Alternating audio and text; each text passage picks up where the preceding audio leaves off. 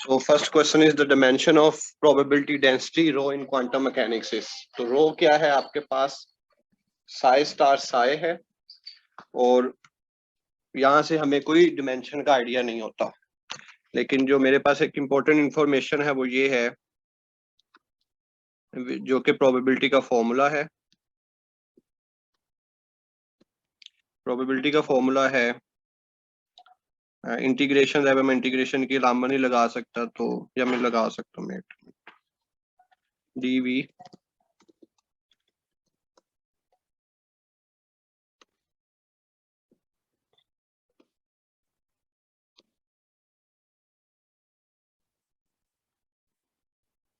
just a minute.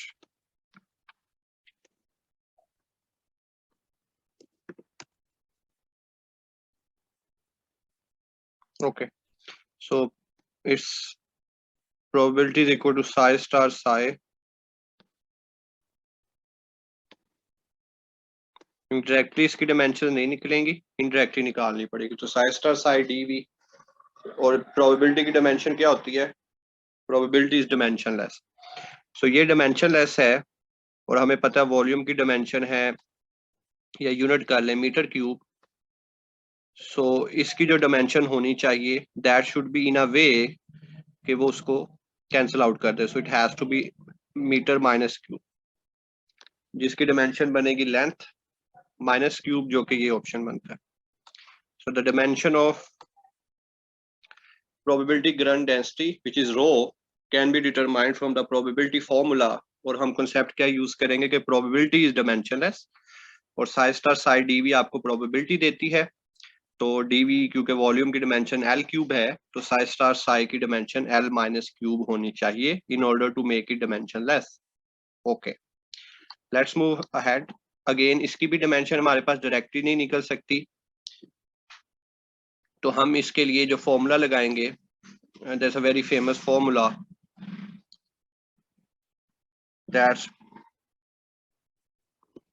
known as equation of continuity, partial rho by partial t, और ऊपर वाली dimension हम यहाँ पे हेल्प यूज करेंगे प्लस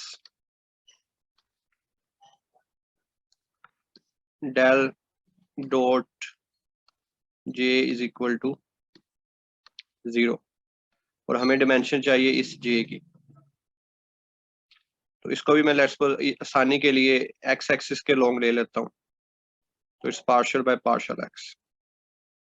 अब हमें देखिए अभी हमने रो की डिमेंशन क्या निकाली, l माइनस 3। तो अगर मैं इस हिस्से की डिमेंशन लिखूं तो it will be l minus 3 t minus 1 plus ये पार्शियल और पार्शियल x क्या होगा, l माइनस 1 इंटू जे। सो जे की जो भी डिमेंशन होगी वो इस तरह होगी कि जब उसको हम l माइनस 1 से मल्टीप्लाई करें तो हमारे पास आ जाए l माइनस 3 t माइनस 1। तो अगर खुद आप सोचेंगे क्या आना चाहिए तो वो आना चाहिए l माइनस 2 t माइनस 1, क्योंकि l माइनस 2 को जब हम l माइनस 1 से मल्टीप्लाई करेंगे तो that will be l minus 3 and then t minus 1। तो ये आपकी जो रूल है डिमेंशन का कि प्लस में दोनों चीजों की सेम डिमेंशन होगी, दैट वर्क्स हियर। सो इसका आंसर भी है ए, t minus 1 l minus 2। So hopefully ये भी आपको अंडरस्टूड होगा। तो ये दो ही मोस्ट प्रोबेबली चीजें हैं जो कि जिसकी डिमेंशन आ सकती है और दोनों आपको बता दी गई हैं। आपका करेक्ट हुआ है या incorrect doesn't matter as far, अगर आप ये डिस्कशन में इसको नोट डाउन कर लें और इसको जेहन में रखेंगे डिमेंशन क्या आनी चाहिए। जस्ट इन अ केस कि अगर आप इसको देखना चाहें तो वेलोसिटी की होती है एल टी माइनस 1, तो यहाँ पे रिवर्स है टी एल माइनस 2 है। सो बट बेटर कि आप उसे वैसे जेहन में रखें। Okay, E is equal to, E का क्या फॉर्मूला है? तो ई का फॉर्मूला आपके पास होता है, अगर आप सिंपल देखें, E is equal to h f. तो मैं अगर एच को 2 पाई से डिवाइड कर दूं और एफ को 2 पाई से मल्टीप्लाई कर दूं just to make it work, तो ये एच कट हो जाएगा, सी में लिख देता हूं और इधर से आपके पास ओमेगा आ जाएगा, क्योंकि ओमेगा किसके बराबर होता है 2 पाई एफ, तो it could will B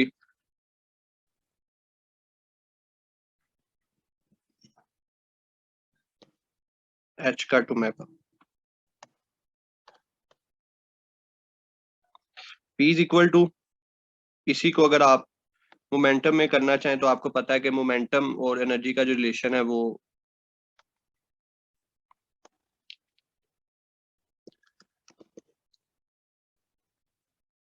E is equal to P C होता है, या इसको आप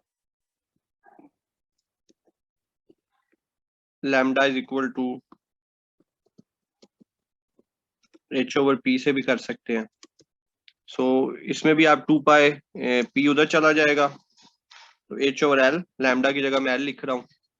तो अगेन अब आपको क्या चाहिए, यहाँ पे कोई ऐसी चीज चाहिए जो कि के में या ओमेगा में है, तो मैं एच को 2 पाई से अपनी तरफ से डिवाइड करता हूँ और 2 पाई से मैं मल्टीप्लाई करता हूँ। तो अगर आपको याद हो तो 2 पाई ओवर वेवलेंथ हमारे पास क्या होता है, वेव नंबर होता है। सो ये हो जाएगा एच कट, एच सी से मुराद है एच कट, और ये आपके पास के है। So p is equal to h cut k होगा फर्स्ट अगेन। सो बाकी इसको याद रखना चाहें तो आप इजीली रख सकते हैं, P is equal to h cut k है, E is equal to h cut omega है। जस्ट लाइक आप अदर फॉर्मूलाज याद रखते हैं, ये फॉर्मूलाज भी याद रखे जा सकते हैं। डेरिवेशन मैंने आपको बता दिया other way around. Okay. The time evolution of wave function is given by Schrodinger wave equation h psi is equal to iota h cut partial psi by partial t. All discussed many a time before. The time evolution of operator is given by.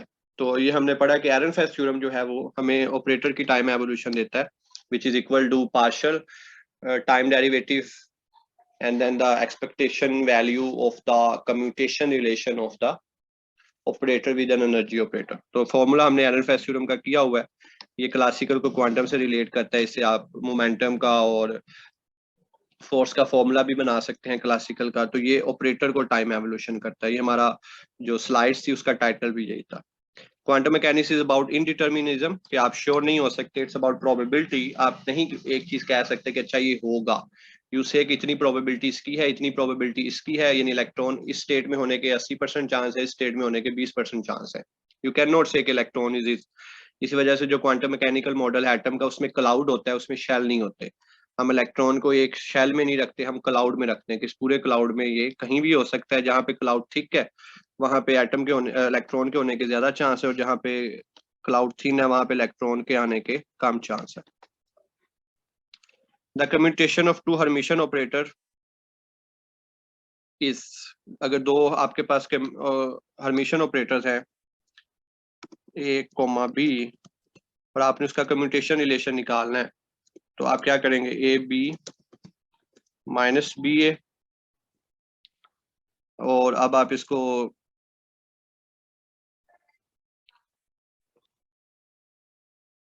Commutation of two Hermitian operator is A B minus B A.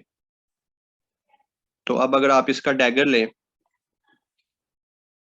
Okay I think question में miss है, यहाँ पे होना चाहिए था the dagger of commutation of two Hermitian operator, ये तो simple, सो इस क्वेश्चन में थोड़ी मिसिंग है। तो यहाँ पे इसका हमें डैगर लेना है, so it will be the Hermitian conjugate of the commutation relation of two Hermitian operator. तो it's a very famous question. तो क्या होगा कि वो जब हम लेंगे इधर, तो वो हो जाएगा ए बी माइनस बी ए हो जाएगा। जी जी बिल्कुल,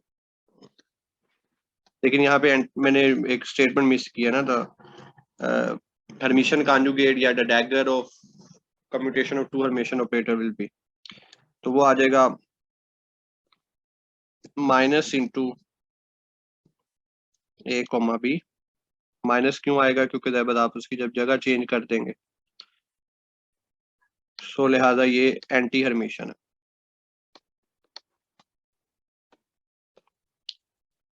अगला क्वेश्चन मैं इधर ही कर रहा हूँ, अगर एयोटा लगा दिया जाए, कि जैसे इसने यहाँ पे एयोटा लगाया, तो एयोटा का जब डैगर लेंगे तो वो माइनस एयोटा बन जाएगा, और माइनस एयोटा इसके जो, ये शंकर की बुक की प्रॉब्लम है बेसिकली, तो जो माइनस एयोटा है वो उसको कवर करेगा उस माइनस को, तो ये माइनस माइनस प्लस हो जाएगा। तो लिहाजा क्योंकि वो चीज़ रिपीट हो रही है आफ्टर द हर्मिशन कॉन्जुगेट या जिसे डैगर कहते हैं, तो लिहाजा हम इसे हर्मिशन कहेंगे। ऊपर वाला एंटी हर्मिशन है, नीचे वाला हर्मिशन है। और ये ज्यादा फेमस है क्योंकि थ्योरम की शक्ल में भी लिखा जा सकता है। कुछ थ्योरम वेरी फेमस है, 3 थ्योरम आपको बताए गए हैं।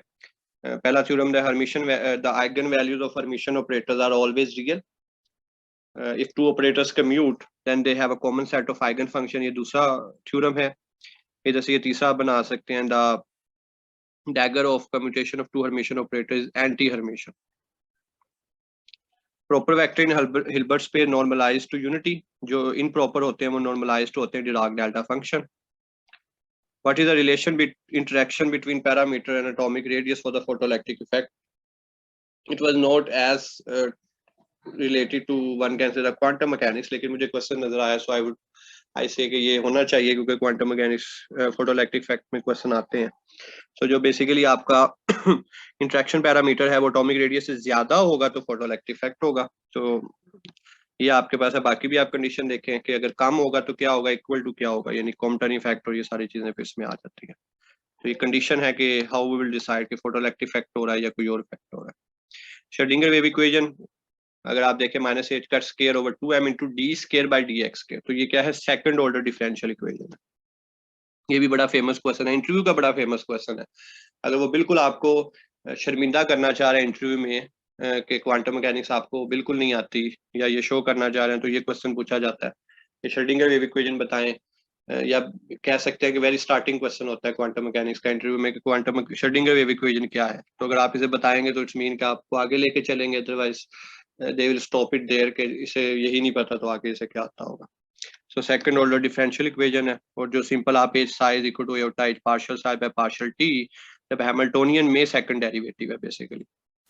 If an A is an operator then trace of this, तो ये U dagger A U dagger है, तो हमने पढ़ा है कि यू डैगर ए यू से उसकी प्रॉपर्टी पे कोई इफेक्ट नहीं होता, इसलिए तो हम इस्तेमाल करते हैं कि जब ए को आप सैंडविच कर देते हैं between you dagger and you, तो आपकी बेसिस तो चेंज हो जाती हैं लेकिन उसकी ओवरऑल प्रॉपर्टी सेम रहती हैं, इसी वजह से हम इसको यूज करते हैं।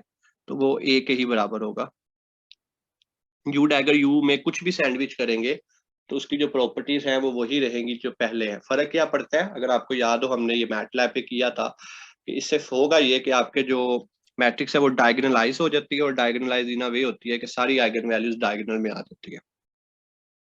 If determinant of a Hermitian diagonal matrix is 9, what are the possible eigenvalues? तो हमारे पास एक मैट्रिक्स है जो कि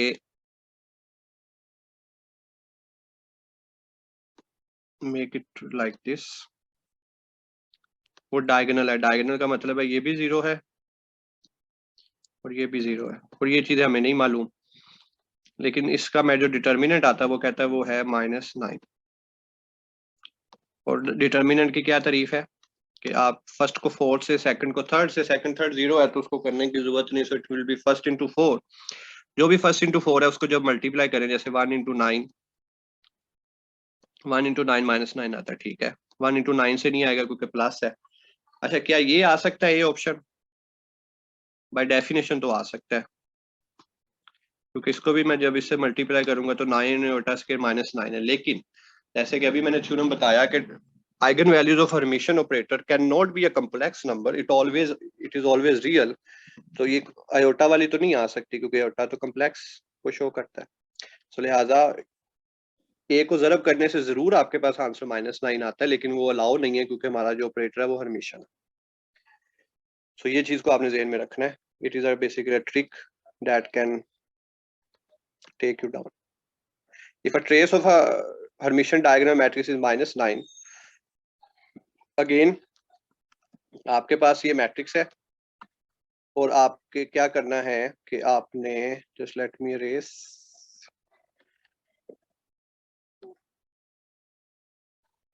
अगेन डायगोनल है और अब ट्रेस की बात की जा रही है। क्वेश्चन दोनों इसलिए दिए गए, इन दोनों कॉन्सेप्ट क्लियर हो जाए। तो ट्रेस है 9। अब ट्रेस क्या होता है, सम ऑफ डायगोनल एंट्रीज, इन दोनों को सम करने से तो इतफाक से वो बनती से 1 और 8 है।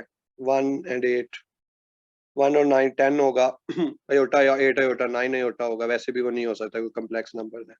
तो इस केस में आंसर होगा 1 8। तो trace is sum of the diagonal entries, determinant is the product of the diagonal entries, and if it is a Hermitian diagonal तो वो डायगोनल एंट्रीज ही आइगन वैल्यूज होंगे।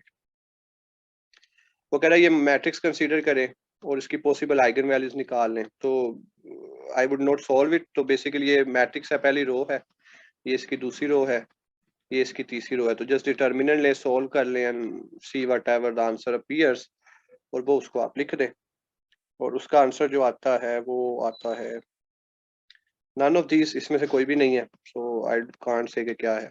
तो इसको सिर्फ डिटर्मिनेंट लेना है और इसमें कुछ भी नहीं करना। अच्छा, अब जो आंसर आता है वो आपको क्या क्या बताएगा। So someone said 022, so let's take it as 022। तो आंसर के ऊपर हम डिस्कशन कर सकते हैं। आंसर मुझे क्या बता रहा है कि ये रियल है, ठीक है। तो क्या ये साबित करती है कि हमारी मैट्रिक्स हर्मिशियन है? जहरी बात है, इधर से तो नहीं हम बता सकते, हम ऊपर से देख सकते हैं उसका डैगर वगैरह लेके। लेकिन जो मुझे चीज ये बता रही है कि ये जो दो वैल्यूज हैं ये सेम है, तो व्हाट डज इट मीन कि इसमें डीजेनरेसी है। तो आपसे ये मैट्रिक्स देके आइगन वैल्यूज की बजाय वो आपसे ये पूछ सकता है कि बताएं ये डीजेनरेट है या नॉन डीजेनरेट है।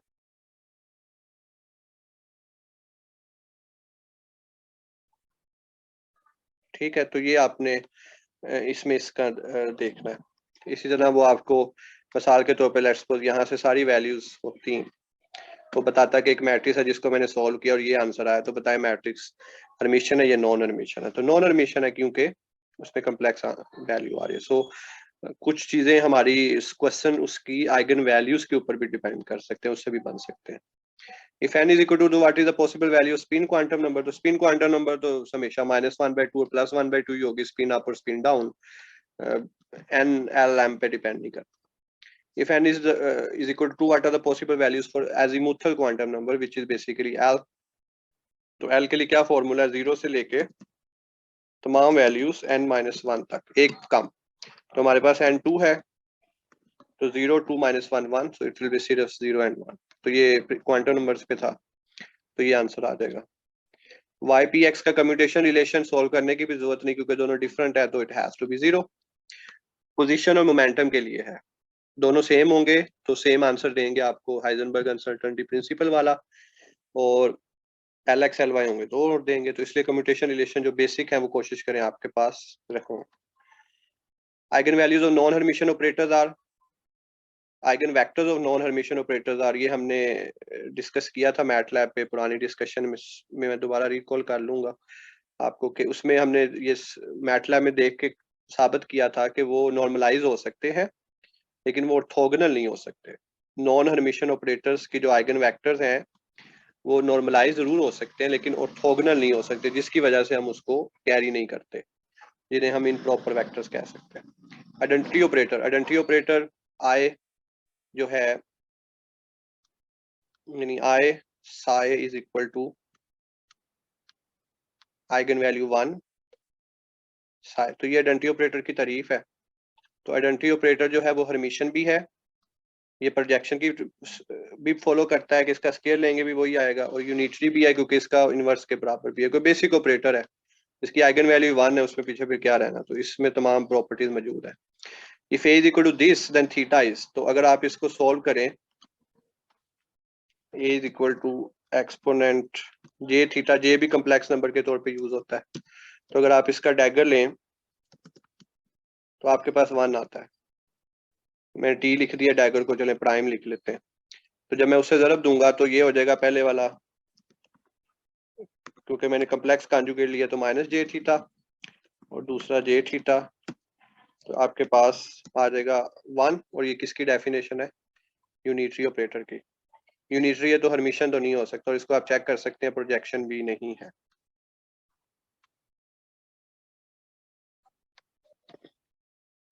The energy spectra of bound states are, bound states ये होती हैं जिसमें वो लिमिटेड हो, उससे वो बाहर नहीं जा सकते, तो क्योंकि वो बाउंड स्टेट्स हैं तो उनकी जो एनर्जी स्टेट्स हैं वो डिस्क्रीट होंगी। If A and B are two operators और A psi is equal to A psi, यानी पहला ऑपरेटर वेव फंक्शन पे अप्लाई होगा तो ए आएगा, बी अप्लाई होगा तो बी आएगा। Which of the following is always correct for the statement, यहाँ से हम देखते हैं कि आइगन वैल्यूज डिफरेंट है, सो लिहाजा डीजेनरेसी तो नहीं हो सकती, लेकिन मुझे ये नजर आ रहा है कि दोनों के आइगन फंक्शन सेम है। तो व्हाट डज इट मीन कि ये क्या है, ऑपरेटर्स आपस में कम्यूट करेंगे, ऑपरेटर्स कम्यूट करेंगे तो they have a common set of eigen function, तो यहाँ पे they have a common set of eigen function. तो उसी थ्योरम को मैथमेटिकली पूछा गया। If f of x is equal to plus f of minus x, so it mean it has an even parity, कि जब x को minus x से बदला तो उस पर कोई इफेक्ट नहीं हुआ।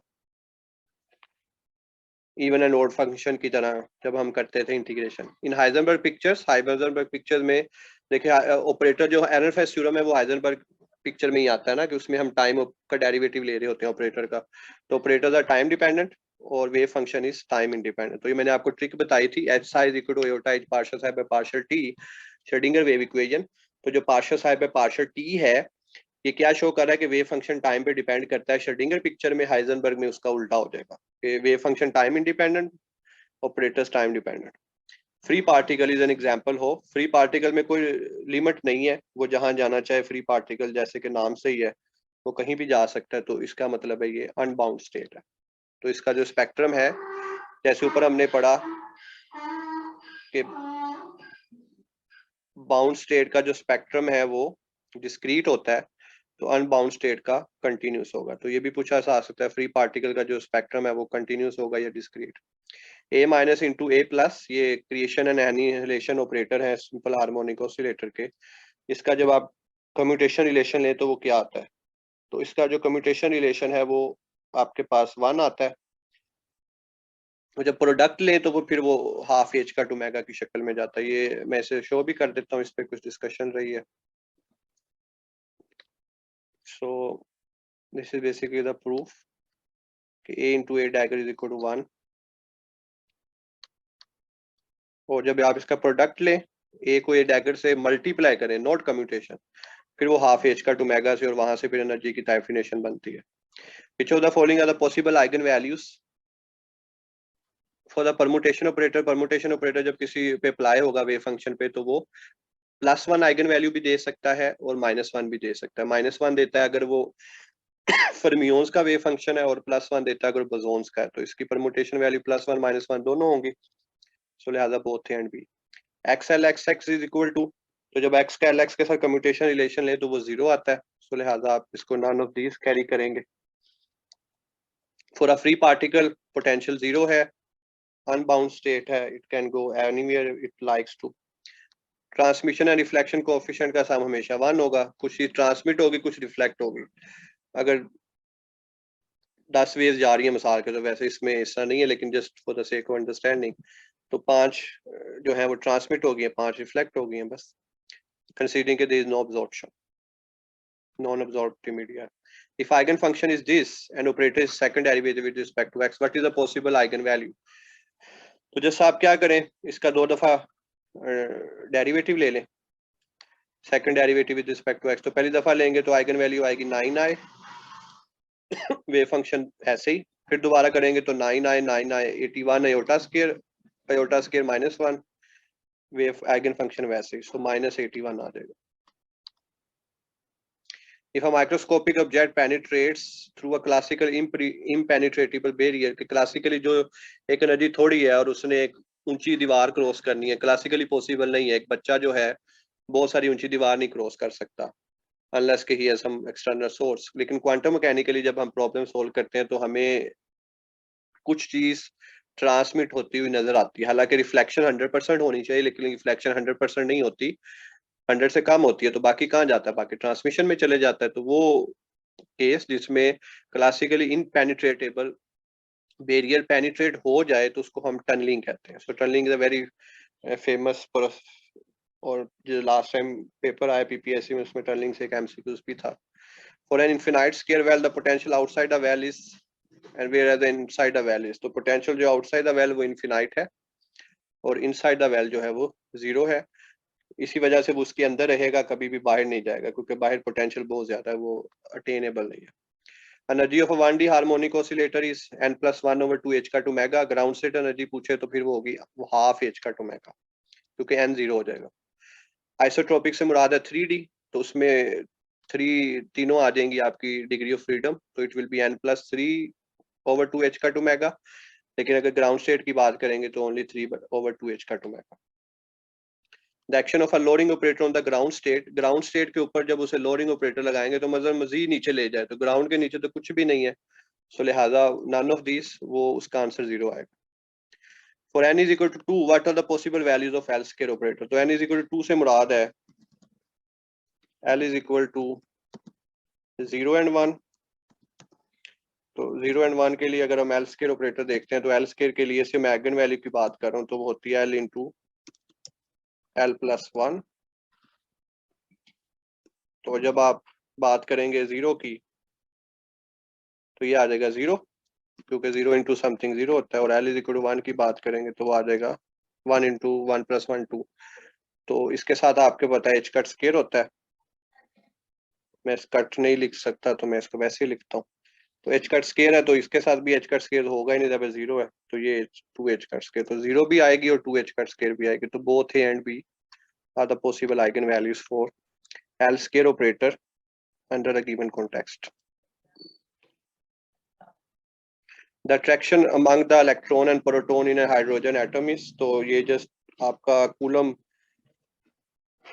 की पोटेंशियल को फॉलो करेगा, तो that will follow a 1/r proportional potential जो होती है 1/r के होती है। आइडेंटिकल क्लासिकल पार्टिकल, जो क्लासिकल आइडेंटिकल पार्टिकल्स हैं वो डिस्टिंग्विशेबल होते हैं, जबकि क्वांटम में जो पार्टिकल्स हैं वो इनडिस्टिंग्विशेबल होते हैं, उन्हें आप डिस्टिंग्विश नहीं कर सकते। Which of the following is correct statement, कि जब परमुटेशन ऑपरेटर एक सिमेट्रिक वेव फंक्शन पे एंटी सिमेट्रिक वेव फंक्शन पे अप्लाई होगा तो माइनस देगा, और जब सिमेट्रिक वेव फंक्शन पे अप्लाई होगा तो प्लस देगा। तो ये सिमेट्रिक के लिए प्लस है, एंटी सिमेट्रिक के लिए ये माइनस है, सो लिहाजा A and B are correct. C and D उल्टा है, कि एंटी सिमेट्री के लिए ये प्लस दे रहा है और माइनस दे रहा है ये सिमेट्री के लिए। Antisymmetric wave function corresponds to fermions, electrons. The wave function of system containing n identical particles are either totally symmetric or totally antisymmetric, and the wave function with mixed symmetry does not exist. तो ये कौन सा rule है, ये हमने पढ़ा कि ये समराइजेशन पास्टुलेट है। If there are 10 bosons, how many states are required? तो bosons के लिए कोई लिमिट नहीं है, एक स्टेट में सारे आ सकते हैं, तो मिनिमम 1 है। और फर्मियोन्स के लिए लिमिट है कि एक स्टेट में सिर्फ 2 आ सकते हैं, एक स्पिन अप और एक स्पिन डाउन, तो इसके लिए 5 है। If perturbed and unperturbed can be, okay, if unperturbed and unperturbed Hamiltonian can be written as sum of difference, then we can apply. तो अगर वो लिखे जा सकते हैं तो इट्स मीन के H is equal to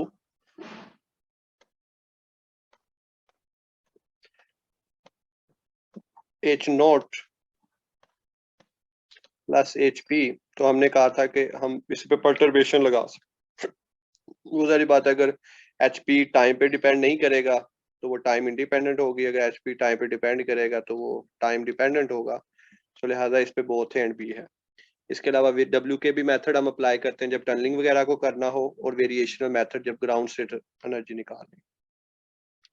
minimum number of bound states, कम से कम जो बाउंड स्टेट्स हैं वो कितनी होती हैं। सो मिनिमम का वर्ड जारी बात है वो एक सॉर्ट ऑफ अट्रैक्शन होता है इन फिजिक्स, तो they are 1, not 0 but 1।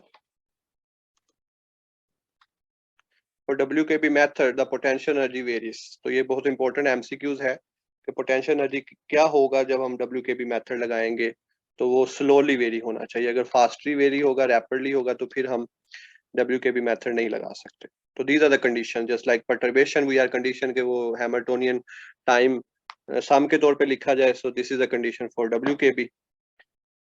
This is not applicable जब के मोमेंटम आपका स्मॉल हो, तो मोमेंटम आपका पार्टिकल का लार्ज होना चाहिए in order for WKB approximation method to apply. Pauli exclusion principle applies to fermions, so it doesn't apply to electrons, neutrons, hadrons, ये सब पे अप्लाई होता है, ये बोसॉन्स पे नहीं होता जो स्पिन 0 1 वगैरह है। तो इसका आंसर नन ऑफ दीस है। If width of the infinite potential well becomes double the energy of the particle, so energy का जो रिलेशन है width के साथ वो है 1/inverse square law फॉलो करता है, तो it will be none of these. Okay, E is proportional to 1/L square। तो अगर आप विड्थ बढ़ा रहे हैं डबल कर रहे हैं तो 2 to the fourth energy of the particle जो है 1/4 हो जाएगी, जो कि यहाँ पे नहीं है, so it's none of these. Current density of a real function is given as, so current density का जो फॉर्मूला है, I should just a minute, let me share, या मैं लिख देता हूँ। The formula is J is equal to H cut, you can verify if it is a mistake, 2mi। अब इस पे क्वेश्चन बहुत मुश्किल है, यानी क्योंकि it's a time taking formula, लेकिन एक क्वेश्चन जो मेरे जहन में आया तो इससे कि मैं आपको वो दे दूं, डेल साई स्टार। एक दफा कॉन्जुगेट लेके ग्रेडियंट लें, फिर साई के साथ आप मल्टीप्लाई करें, फिर बगैर कॉन्जुगेट के आप उसका ग्रेडियंट लें और फिर साई स्टार से करें, तो जो आंसर आएगा उसको h कट ओवर 2mi से करें तो करंट डेंसिटी आती है। वो कहता है रियल वेव फंक्शन। रियल का मकसद है जिसमें आयोटा नहीं है। तो जब आयोटा नहीं है तो इसका आंसर क्या होगा, a बाहर आ जाएगा और ये वैसे ही रहेगा, तो ये हो जाएगा ae2ax, और ये भी सेम होगा क्योंकि कोई माइनस प्लस नहीं है, तो ये भी ae2x। तो जब भी रियल वेव फंक्शन होगा तो आपके पास इनका आंसर क्योंकि सेम आएगा, तो लिहाजा ये हमेशा आपको 0 देगा। सो इट्स एक जनरल रूल बगैर किसी सोल्व के कि जो करंट डेंसिटी है रियल वेव फंक्शन के लिए, क्योंकि आपने कॉन्जुगेट लेके डेरिवेटिव लेना है, तो रियल फंक्शन पे तो कॉन्जुगेट का फर्क ही नहीं पड़ता बेसिकली। यहाँ पे अगर गौर करें तो मैं अगर एस कर दूं तो it has no importance here, ये जो कॉन्जुगेट है तो ये ऑलमोस्ट सेम वैसे ही कट जाएंगे ना, इसको आप सोल्व भी ना करें तो कॉन्जुगेट क्योंकि रियल वेव फंक्शन के लिए अहमियत नहीं रखता, दोनों सेम चीजें होंगी, तो कट गया तो 0 आ गया, तो वेव फंक्शन भी पुट करने की जरूरत नहीं है। So it's always 0। प्रोबेबिलिटी के लिए नहीं है। प्रोबेबिलिटी डेंसिटी का क्या फॉर्मूला है, साई स्टार साई, उसमें आपके पास आंसर आएगा, करंट डेंसिटी में नहीं आएगा। Hopefully it helps. For a wave function x square can momentum p the case is, तो मोमेंटम क्या है, minus iota h cut by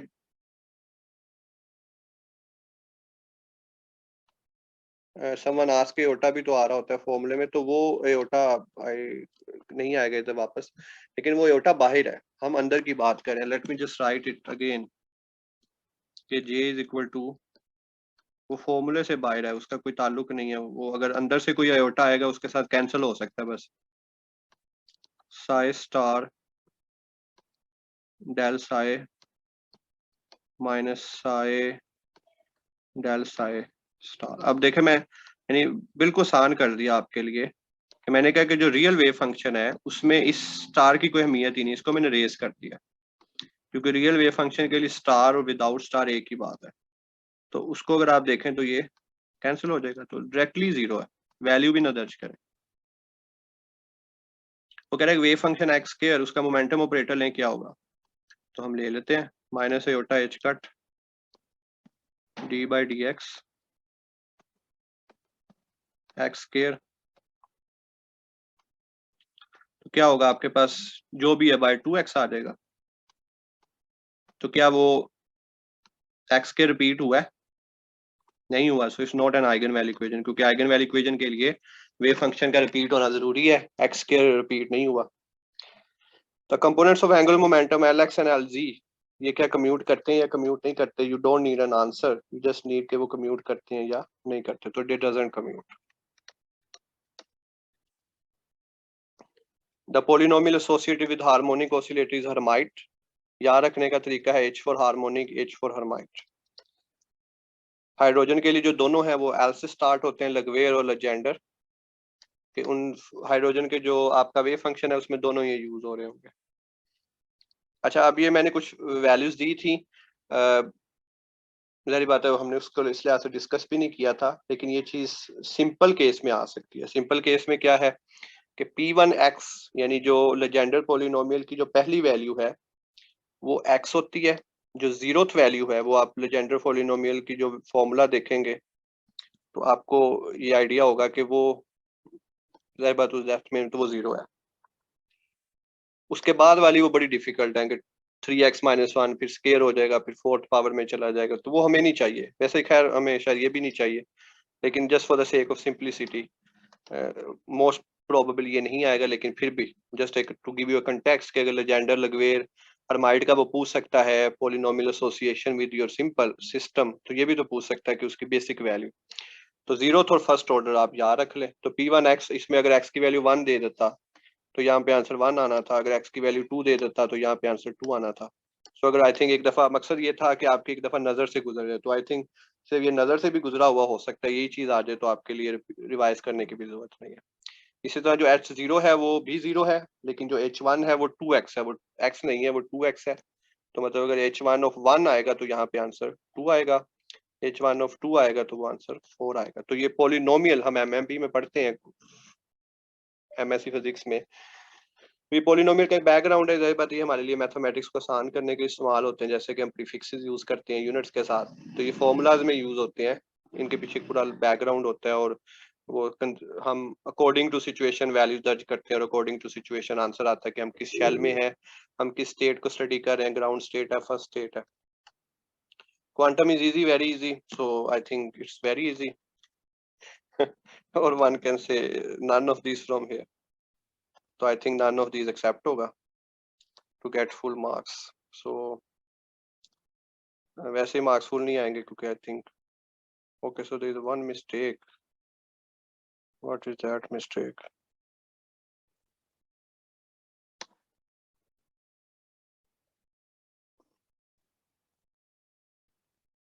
Which we did incorrectly.